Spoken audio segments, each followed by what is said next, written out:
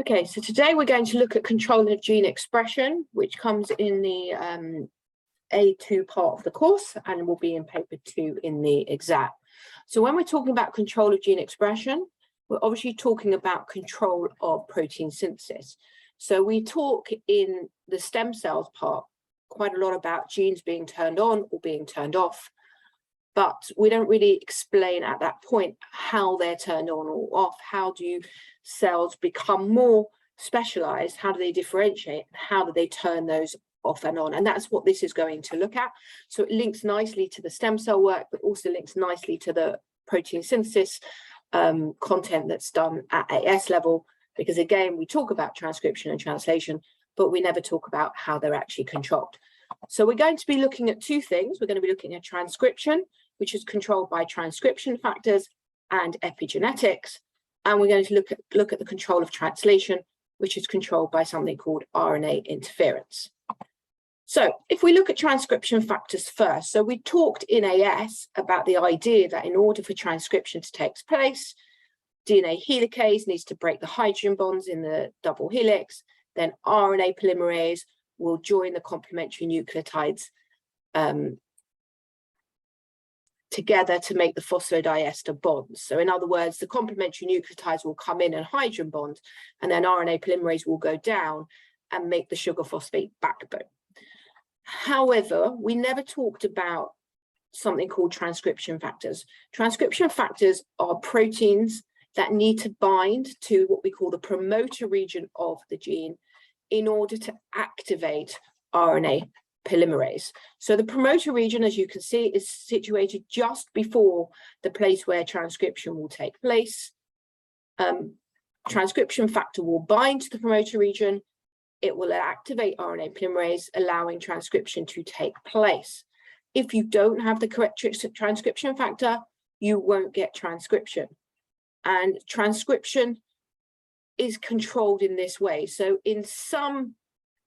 for some genes, there really isn't a need for a transcription factor because it's going to be expressed in all cells. So proteins that are common in all cells, so for example, certain channel proteins, DNA polymerase, RNA polymerase, DNA helicase, all of those sort of general proteins, all the enzymes needed in respiration, they're going to be turned on in all cells, so you don't need transcription factors.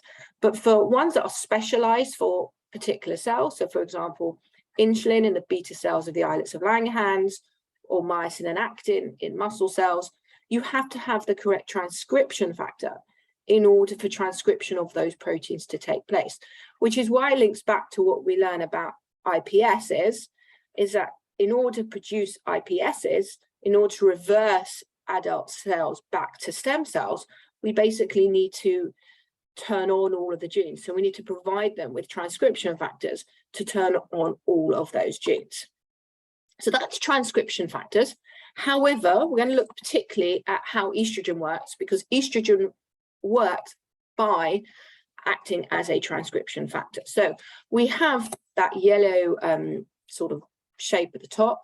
That is our estrogen over here.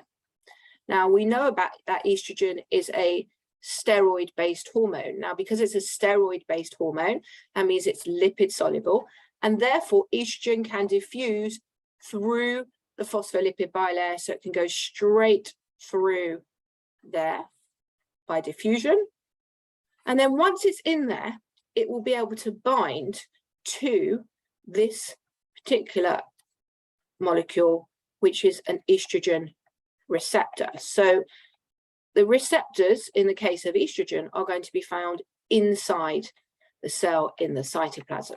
Now that estrogen receptor at the moment is an inactive transcription factor. Once it binds, and it will bind because it has a complementary shape to the receptor, once it will bind, then it will form an activated transcription factor.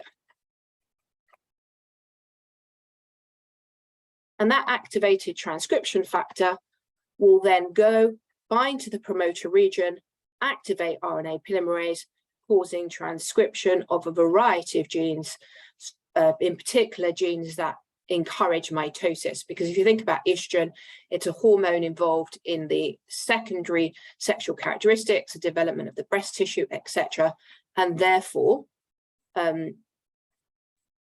it activates mitosis. Now, why is it important? It's important because estrogen itself is linked to breast cancers. So breast cancers are what we call estrogen receptive. What does that mean? That means they have a receptor for estrogen. Now, not all breast cancers are estrogen receptive, but those that are have the estrogen receptor in their cytoplasm. That means that estrogen will enter and cause increased mitosis, which obviously will cause their breast cancer to come back. So when they remove a tumor, they will always test it to see whether it is estrogen receptive.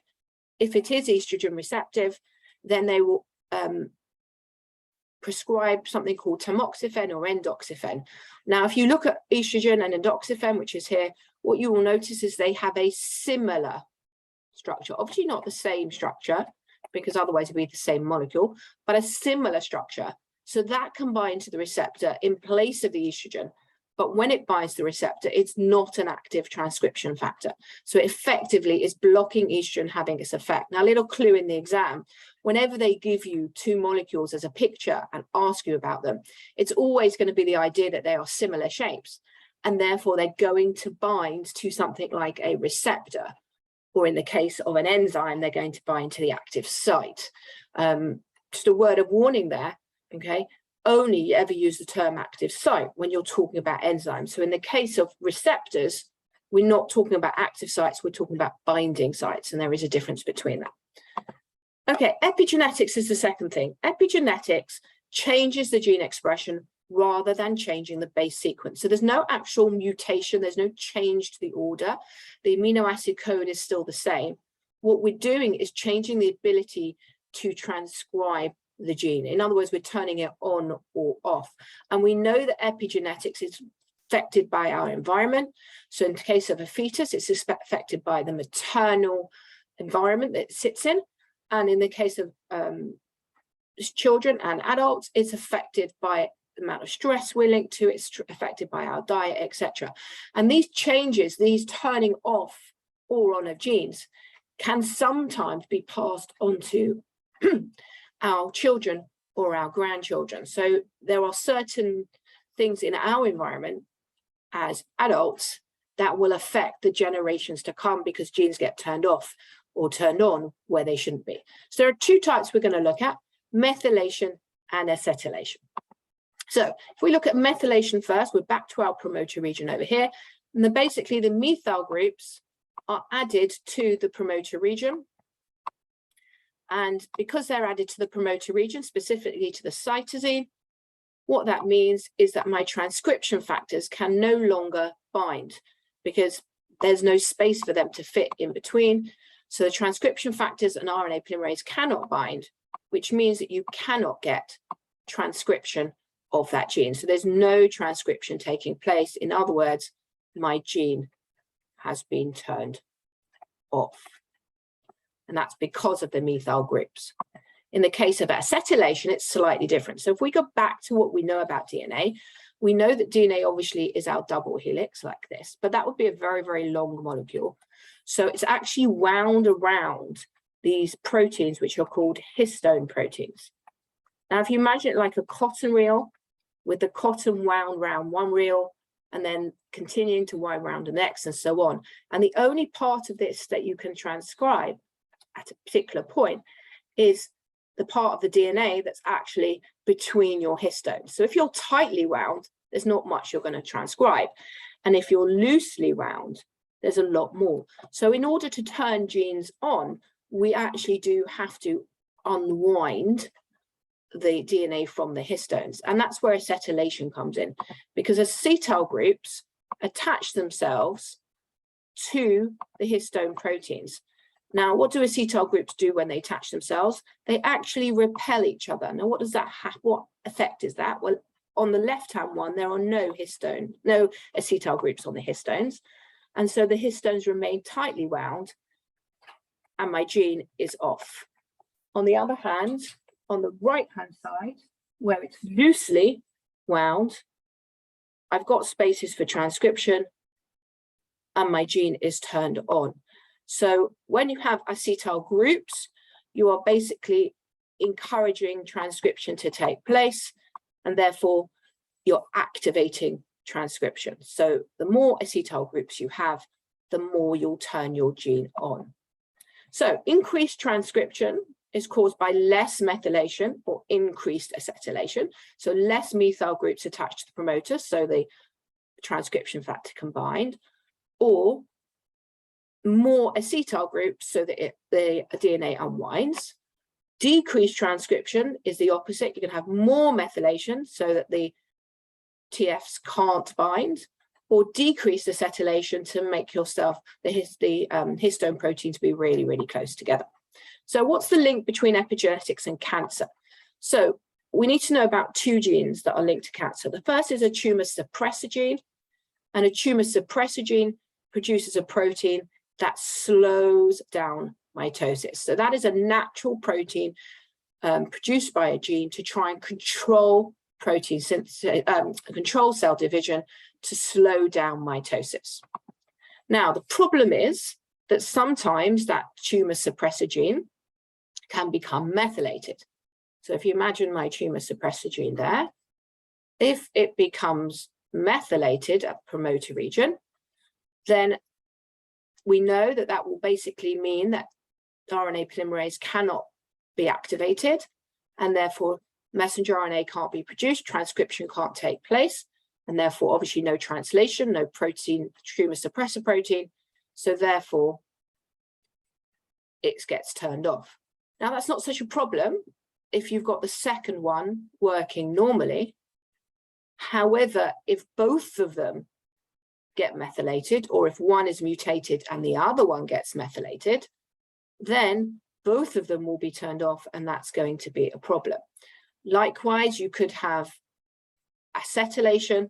So if you have decreased acetylation, the same principle as before, we know that what will happen with decreased acetylation is that it will bind up really, really wide, and therefore, again, it will get turned off. Again, not a problem if the other one is working, okay? Because we know that less acetylation causes the gene to be turned off. So what does that mean? That effectively means that you're not going to bind the transcription factors, you're not going to activate your RNA polymerase, you're not going to make your messenger RNA, and therefore you're not going to do your transcription. Okay, so you get no tumor suppressor protein produced at all, and your cells divide uncontrollably to produce a malignant tumor. Now, these 6 points over here, these are the crucial ones for you to list in a question about tumor suppressor genes. This is where your marks will go. So we'll just go over that again. If you have increased methylation or less acetylation, therefore the transcription factors cannot bind. RNA polymerase therefore can't be activated. No messenger RNA produced in transcription, no translation, so no tumor suppressor protein produced. Your cells divide uncontrollably and you form a malignant tumor. Now, as I said, bear in mind that this would have to happen to both of the genes on the homologous chromosomes for this to happen, which is why a lot of these cancers occur later on in life, because it's basically takes time for both the genes to be methylated or acetylation reduced.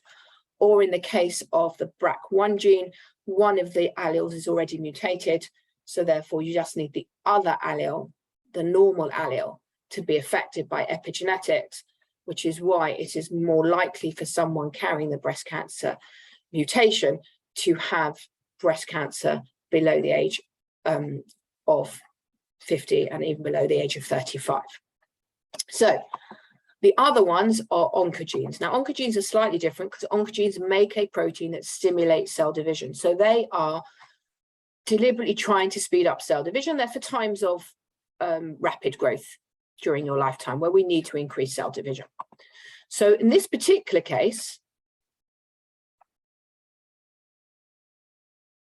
what's going to happen is when those genes should be off, in other words, when you're not going through growth, if you have more acetyl groups added, then obviously we know that what we said before, that the proteins will mean that they'll now further apart, so you're unwinding your DNA, so therefore you're going to get